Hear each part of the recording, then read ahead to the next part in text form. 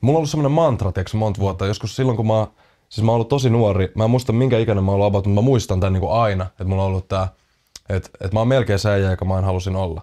Se on ollut mulla niinku sellainen juttu, mitä mä oon aina sanonut. Ja sit mä muistan niinku pari vuotta sitten, meillä oli, 3 vuotta sitten oli eka ruissikeikka.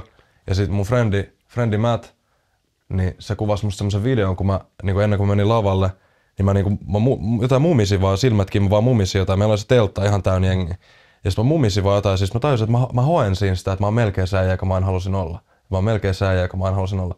Ja sitten mä kävin terapiassa ja mä puhuin tosta asiasta ja ne sanoi mulle, että sä oot se äijä, joka sä en halusit olla. Että muuta toi.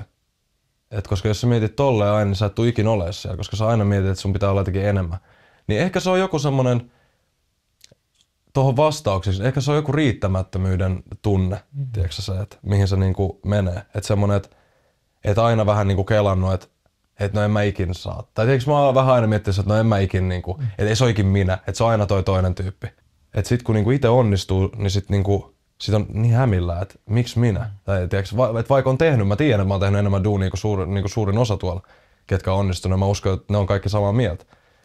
Niin sit se on silti joku sellainen riittämättömyyden tunne. Musta tuntuu, että sen takia mä oon niin kova painaa hommia, että mä oon koko ajan niin itsekriittinen vähän niinku tavallaan, että mä oon koko ajan silleen, että ei riitä, ei riitä, ei riitä. Et nytkin mä oon striimannut joku 12 miljoonaa kertaa viimeiseen kuukauteen. Mun eka biisi striimasi 80 kertaa jossain 3 viikossa, mä olin niin fiiliksissä siitä, jo 80 kertaa.